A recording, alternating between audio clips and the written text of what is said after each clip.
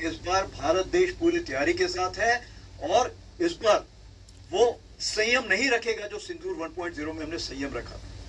इस बार हम आगे की कार्रवाई करेंगे और कुछ ऐसी कार्रवाई करेंगे कि हो सकता है पाकिस्तान को सोचना पड़े कि उसे इतिहास में, भूगोल में रहना है कि नहीं रहना है। अगर उसे भूगोल में अपनी जगह बनानी है तो उसके लिए उसे जो स्टेट स्पॉन्सर टेररिज्म जिसको हम बोलते हैं, यानी कि उसका देश जो टेररिज्म को स्पॉन्सर कर रहा है उसे रोकना पड़ेगा। तो आप अपनी पूरी तैयारी करके रखिए और अगर परवरदिगार चाहेंगे, भगवान चाहेंगे, वाहेगुरु चाहेंगे तो बहुत जल्दी ही आपको मौका मिलेगा। उसके लिए ऑल द बेस्ट। जय हिंद। आजादी के 78 साल बीत जाने के बावजूद सरक्रीक इलाके में सीमा को लेकर एक विवाद खड़ा किया जाता है। भारत ने कई बार बातचीत के रास्ते इसका समाधान करने का प्रयास किया है, मगर पाकिस्तान की नीयत में खोट है, उसकी नीयत साफ नहीं है। जिस तरह से हाल में पाकिस्तान की फौज ने सरक्रीक के सटे इलाकों में अपना मिलिट्री इंफ्रास्ट्रक्चर बढ़ाया है, वह उसकी नीयत बताता है। साथियों, भारत की सीमाओं की रक्षा भारतीय सेनाएं और बॉर्डर सिक्योरिटी फोर्स मिलकर मुस्तैदी से कर रही हैं। अगर सरक्रीक इलाके में पाकिस्तान की ओर से कोई भी हिमाकत की गई तो उसे ऐसा करारा जवाब मिलेगा कि इतिहास और भूगोल दोनों बदल जाएंगे मेरे साथियों। और 1965 की जंग में भारत की सेना ने लाहौर तक पहुंचने का सामर्थ्य भी दिखाया। आज 2025 में सर जय हिंद। मेजर जनरल राजन कोचर सर, जय हिंद। बहुत बहुत शुक्रिया समय देने के लिए। Thank you sir. जय हिंद राजेश जी, धन्यवाद, आपने मुझे अपने प्रोग्राम में बुलाया।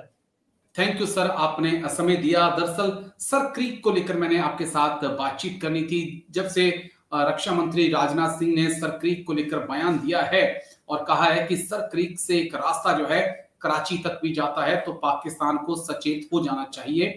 कुछ ऐसी खबरें भी आ रही है कि सरक्रीक के उस पार जो है पाकिस्तान की तरफ से हैवी डिप्लॉयमेंट की गई है। लेकिन साथ ही में army chief general Upendra Dwivedi sir का बयान, सैनिकों को ये कहना कि वो भी गुजरात के अंदर कि आप निराश मत होइए, जल्द आपको भी मौका मिल सकता है। मिलेगा, मिल नहीं सकता, मिलेगा, जल्दी आपको भी मौका मिलेगा। उस बयान के क्या मायने हैं? और वायुसेना के चीफ जो है, air force chief AP Singh sir, उनका भी बयान कुछ इशारा तो कर रहा है। तो मुझे लगा मैं आपके साथ बातचीत करूं और समझने की कोशिश करूं कि आगे क्या होता हुआ दिखाई पड़ रहा है। सर कैसे देखेंगे सरक्रीक पर रक्षा मंत्री राजनाथ सिंह का जाना और ये कहना कि एक रास्ता यहां से कराची की तरफ भी जाता है? सर राजेश जी, बहुत जरूरी है आपके व्यूअर्स को जानना कि ये सरक्रीक डिस्प्यूट है क्या, सबसे पहले। बिकॉज हमको ये अंडरस्टैंड करना चाहिए कि इसकी स्ट्रेटेजिक इम्पोर्टेंस क्या है, इसकी इकोनॉमिक इम्पोर्टेंस क्या है और इसकी इकोलॉजिकल इम्पोर्टेंस क्या है। अब बेसिकली सरक्रीक एक 96 किलोमीटर का एक स्ट्रिप है पानी में, एक इमेजिनरी लाइन है जो रन करती है 96 किलोमीटर्स। और ये जो है ना सारा, इसको मार्शी एरिया है, इसका मतलब शिफ्टिंग। ये आपका जो एरिया है, जो आपके मार्शेस होते हैं, वो हाई टाइडल वेव्स आपके इस एरिया में है, तो वो शिफ्ट करता रहता है। पाकिस्तान और ये जो एस्टुरीज है, जो रिवर की एस्टुरीज है, वो इसको अरेबियन सी में इस पानी को लेके आपकी आती है। और आपके व्यूअर्स को एक जानकारी है कि सरक्रीक का नाम से पहले इसको बनगंगा बुलाया जाता था। ओके सर, आप देख सकते हैं कि इसमें किस टाइप के हिस्टोरिकल रूट्स हैं। और 1965 की लड़ाई में पाकिस्तान ने जब अपनी लड़ाई इनिशिएट की, जब एक्चुअल वॉर से पहले अप्रैल के महीने में 65 में, तो सर क्रीक के एरिया से या रन ऑफ कच्छ के एरिया से पाकिस्तान फोर्सेस आई थी और भयंकर लड़ाई हुई थी वहां पे। इंडियंस ने पाकिस्तान की फोर्सेस को रिपल्स किया था। तो और इसके ऊपर एक आई थिंक बॉलीवुड की मूवी भी बनी थी। तो ये बहुत इंपॉर्टेंट एरिया है। अब इसका डिस्प्यूट क्या है? डिस्प्यूट ये है कि जो पाकिस्तान क्लेम करता है कि जो बाउंड्री है सर क्रीक की, वो भारत का जो एक तरफ तो कच्छ का एरिया आ जाता है गुजरात में, और पाकिस्तान का दूसरी तरफ सिंध का एरिया आ जाता है। तो अगर आपके सामने एक मैप होगा तो आप इसको समझ पाएंगे कि एक रेड लाइन है और एक ग्रीन लाइन है। जो आपकी ग्रीन लाइन है वो पाकिस्तान की क्लेम लाइन है, और वो हमारी लैंड बाउंड्री के साथ बिल्कुल जुड़ी हुई है। और वो पाकिस्तान क्लेम करता है 1914 का कोई बॉम्बे गवर्नमेंट रेजोल्यूशन मैप है, वो पाकिस्तान कोट करता है। ओके। भारत जो बोलता है कि भाई एज पर इंटरनेशनल कन्वेंशंस ये लाइन होनी चाहिए बीच में, बिल्कुल, जिसको रेड लाइन दिखाया जा रहा है। और ये जो इंटरनेशनल कन्वेंशन है ये एक सीज का एक्चुअली कन्वेंशन है, और ये भारत इसको आपकी हाईलाइट करने की कोशिश कर रहा है कि एक थालवेग प्रिंसिपल है जो माना जाता है इंटरनेशनल रिवर बाउंड्री लॉ के लिए, और वो ये दिखाता है कि आधा इसका हिस्सा जो सर क्रीक का है वो पाकिस्तान का है और आधा हमारा है, और एक mid channel boundary Bharat support करता है अपने क्लेम के लिए, और ये जायज भी है। ठीक है। क्यों जायज है? बिकॉज हर एक देश एक एक्सक्लूसिव इकोनॉमिक जोन रखता है जो 200 नॉटिकल माइल्स तक है as per the sea laws of convention. Sea laws convention है वो आपके 200 नॉटिकल माइल्स में इस बाउंड्री को डिवाइड करते हैं। तो ये कैसे हो सकता है कि पाकिस्तान की क्लेम हमारी लैंड बाउंड्री तक आ गई? कहीं ना कहीं तो बफर होगा इस क्लेम का। जी जी। तो वो बफर पाकिस्तान एक्सेप्ट नहीं करता। और आपका नेक्स्ट क्वेश्चन ये है कि ये इतना अभी चर्चा में क्यों आ गया? बिल्कुल, ऑल ऑफ अस चर्चा में इसलिए आ गया है, पाकिस्तान ने जो पाकिस्तान का जो बाउंड्री है सिंध की लैंड बाउंड्री, वहां पे पाकिस्तान के रेंजर्स डिप्लॉयड थे। ठीक।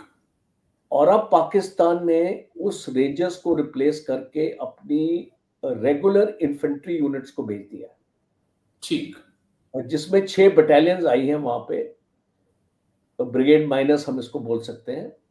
एक ब्रिगेड माइनस की फोर्स वहां पे आ गई। क्यों आई है और ये बदलाव पाकिस्तान ने क्यों किया है? एक सिंपल जो इसका मकसद है, जम्मू एंड कश्मीर का जो एलओसी है वो पाकिस्तान के लिए बहुत मुश्किल हो गया इन्फिल्ट्रेट करना। पंजाब बॉर्डर में बाउंड्री फेंस है, बाउंड्री वॉल है, वो पाकिस्तान नहीं अंदर आ सकता है। अब राजस्थान में भी सिमिलर है। तो कौन सा एरिया है जहां पे पाकिस्तान आराम से इन्फिल्ट्रेशन कर सकता है? और वो ये रन ऑफ कच्छ का एरिया है, ये वाला एरिया है आपका सर क्रीक का। और यहां से अगर आपकी रेगुलर इन्फेंट्री आ जाती है तो आप यहाँ पे अपने टेररिस्ट कैंप्स लगा सकते हैं, आपके जो टेररिस्ट बेसेस बन सकते हैं यहाँ पे। आप उनको एक मौका दे सकते हैं कि उसी आप एक रेगुलर इन्फेंट्री आएगी तो वो शेलिंग करेगी, जैसे एलओसी में होती है शेलिंग। बिल्कुल सर।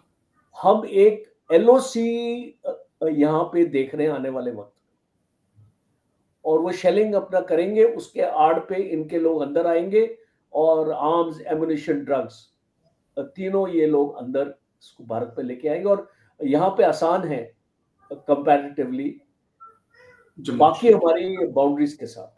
तो इसको पहला ये मकसद है। दूसरा है कि चाइना की मदद से यहाँ पे एडवांस अर्ली वार्निंग, रिकॉनेसेंस और सर्वेलेंस सिस्टम लगाए जा रहे हैं। ठीक है। क्यों लगाए जा रहे हैं? क्योंकि भारत के ऊपर निगरानी रखने के लिए, पॉइंट नंबर 1। और पॉइंट नंबर 2, जो India Middle East economic corridor आ रहा है वो इसकी प्रॉक्सिमिटी में आ रहा है। कांडला पोर्ट हो गया आपके, इसको बॉकी आपके मुंबई से जो आपके पोर्ट्स हैं, वो इसके ऊपर यहाँ से वो लोग अब सर्वेलेंस कर सकते हैं। आने वाले वक्त में मुझे एक स्ट्रॉन्ग एक गट फीलिंग आ रही है कि चाइना अपना एयरबेस यहाँ पे एक इसको मैरिटाइम या अपना मिलिट्री बेस भी लगा सकता है, जैसे चाइना ने हबन-टोटा पोर्ट पे किया है। हबन-टोटा पे किया है। तो हम इस तरीके की डेवलपमेंट देख रहे हैं। इसीलिए हमारे रक्षा मंत्री राजनाथ सिंह ने एक वार्निंग दिया है कि हम आपके जो हिस्ट्री और भूगोल और जो हिंदी के वर्ड्स है, हिस्ट्री और ज्योग्राफी, हम आपको बदल देंगे अगर आप यहाँ पे कोई इस प्रकार की हरकत करे। लेकिन वो तो ठीक है, लेकिन जो आर्मी चीफ ने कहा मेरे लिए तो वो भी एक बड़ा पॉइंट है, क्योंकि सर ने जो इशारों में कहा है वो बहुत बड़ी बात है। उनका जो लास्ट सेंटेंस था कि आप निराश मत होइए, जल्दी ही आपको भी मौका मिलेगा। इसका क्या मतलब है सर? देखिए, हमारे ऑपरेशनल प्लान्स ऐसे डिस्कस नहीं होते हैं पब्लिक में, और ना ही कुछ तो इशारा किया, तो थोड़ा सा ही बता दीजिए। हाँ, मैं बताता हूँ। और उसको ना ही हम अपनी इंटेंशन जाहिर करना चाहते हैं कि जल्दी ही हम पाकिस्तान के ऊपर अटैक करने वाले।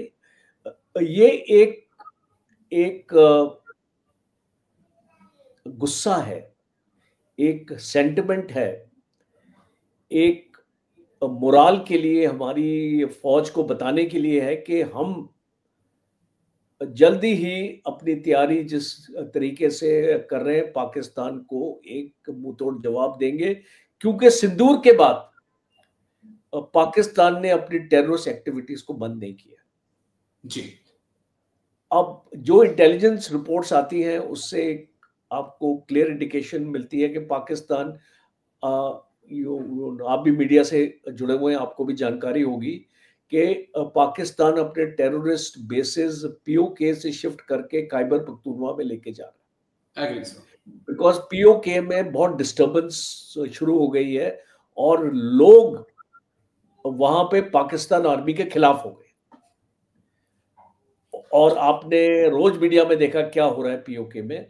तो पाकिस्तान आर्मी अभी ये कोशिश कर रही है कि ये जो टेररिस्ट कैंप से पीछे चले जाए। इनका 2-3 स्ट्रेटेजिक एडवांटेज है कि जैसे कि पहले हम अपने सर्जिकल स्ट्राइक से, अपनी मिसाइल से इनको नष्ट कर दे, अब ये अपनी दूरियां और बढ़ जाएंगी और पीछे चले जाएंगे।